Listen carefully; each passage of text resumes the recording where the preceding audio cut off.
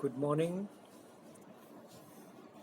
अब हम करेंगे कि यदि बहुत सारे स्रोतों से तरंगें आ रही हैं और ये जो स्रोत हैं वो आपस में सिंक्रोनाइज्ड हैं, तुल्यकालिक हैं, तो उनमें इंटरफेरेंस या व्यतिकरण किस तरह का होगा। तो उसके लिए जैसा कि इस फिगर में दिखाया गया है, A B C D E, आगे बहुत सारे ये स्रोत हैं। हर एक स्रोत से जो लाइट है या तरंगे हैं वो निकल रही हैं, तो कितना या किस एंगल पर संपोषी व्यतिकरण होगा, कहाँ पे विनाशी व्यतिकरण होगा, सभी स्रोतों की वजह से उसकी कैलकुलेशन हमें यहाँ पे करनी है। दो स्रोतों के बीच की दूरी मान लीजिए स्मॉल डी है, और मान लीजिए आप जिस एंगल पे देख रहे हैं वो एंगल जो है वो है नॉर्मल से फाई। तो यदि फाई ये एंगल है तो आप उस हिसाब से देखिए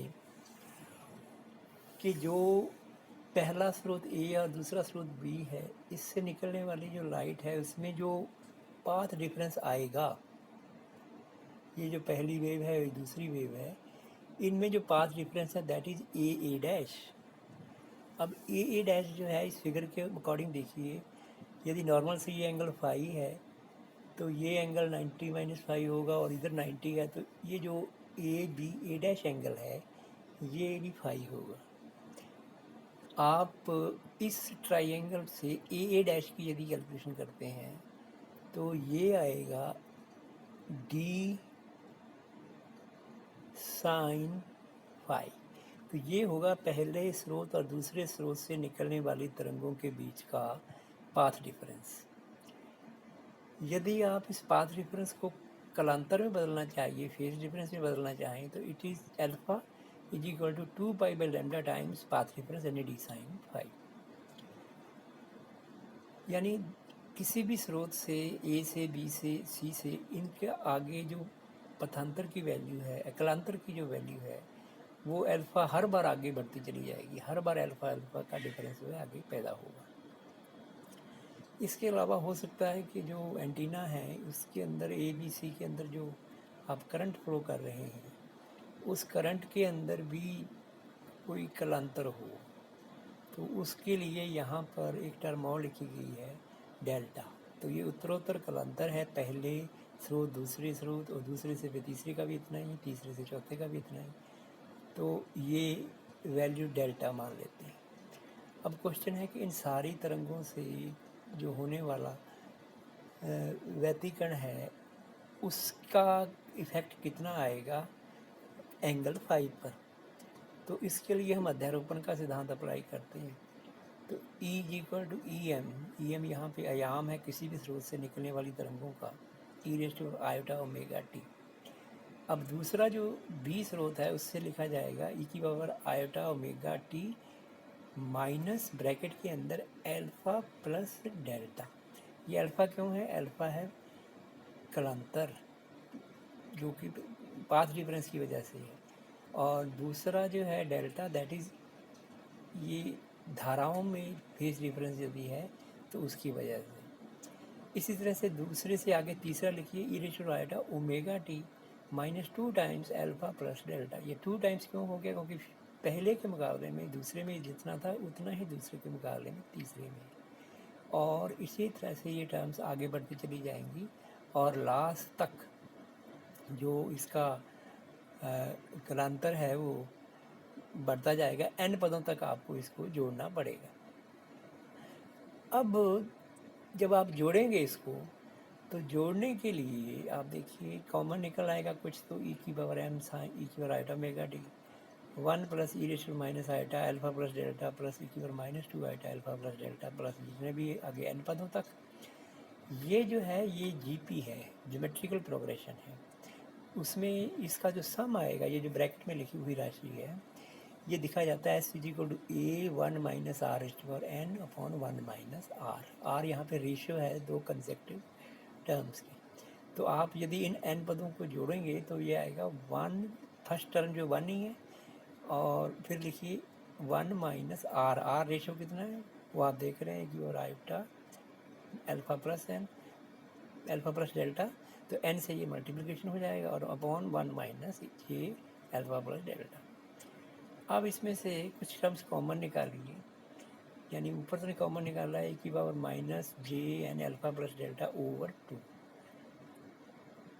तो यदि ये टर्म कॉमन लेंगे तो अंदर ये आ जाएगा, नीचे भी आप इसका हाफ कॉमन ले लीजिए कि बार माइनस जे अल्फा प्लस डेल्टा का, तो नीचे भी जब आपने ये कॉमन लिया तो एक ब्रैकेट में जो टर्म है वो जो लिखी हुई है वो आएगी।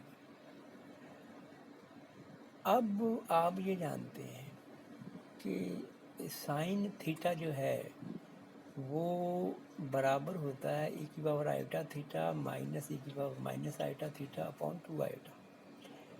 तो आप उस हिसाब से जो ऊपर लिखा हुआ है उसको लिख सकते हैं sine N alpha plus delta और अपॉन 2, इसके साथ 2 आयोटा मल्टीप्लिकेशन में है और 2 आयोटा नीचे भी आएगा, 2 iota sine alpha plus delta over 2। इसके अलावा बाकी जितनी भी टर्म्स थी वो हमने यहाँ पर इकट्ठी कर ली है। अब e की पावर इकट्ठा करें तो ये यहाँ पे आ गया। अब जो इसका मैग्नीट्यूड है इसको निकालने के लिए e के मॉडुलस का स्क्वायर आप जानते हैं, e का कॉम्प्लेक्स कॉन्जुगेट। तो e जो लिखा हुआ है वो तो ये है, इसका कॉम्प्लेक्स कॉन्जुगेट में जहाँ आयोटा है उसकी जगह पे माइनस आयोटा हो जाएगा। तो इसके e के मॉडुलस का स्क्वायर जो है जितनी e की पावर आयोटा में है उतना ही माइनस में, तो वो टर्म तो हो जाएगी कैंसिल। तो आपके पास e M square sine square N alpha plus delta upon 2 और sine square alpha plus delta over 2 ये टर्म आएगी यहाँ पर। अब देखिए आप मैग्नीट्यूड जो रिजल्टेंट आएगा वो मॉडुलस ऑफ ई आएगा, जिसको मैंने आर से लिखा है। तो ये इक्वल टू है e m sine N alpha plus delta upon 2 sine alpha plus delta over 2, ये स्क्वायर रूट लेने के बाद।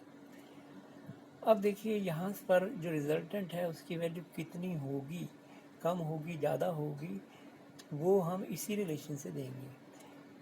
अब आप ई एम को आर एम कह दें, जो कि एक स्रोत से मैक्सिमम मैग्नीट्यूड है, तो are upon R M is equal to sine N alpha plus delta upon 2 sine alpha plus delta upon 2।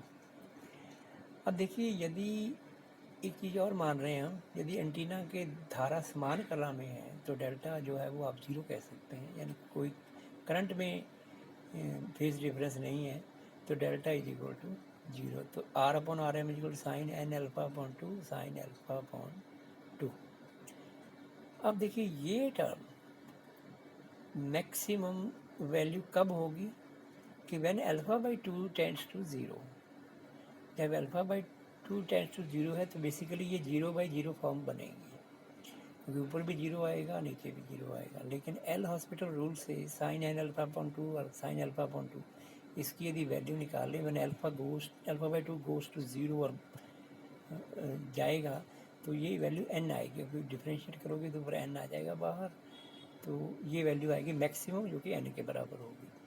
अब alpha by 2 tends to zero यदि है तो इसका मतलब ये है कि pi upon lambda d sine phi is equal to zero, या यूँ कहिए phi is equal to zero and pi. Phi या तो जीरो है या पाई है, तो इस डायरेक्शन के अंदर जो है वो मैक्सिमा होगा। इसके अलावा मैं दूसरी शर्तें जो हैं वो हम करेंगे कल, और इसका डायग्राम किस तरह का आएगा इस एंटीना से निकलने वाली वेव्स का, तो वो भी हम बनाएंगे कल के लेक्चर में।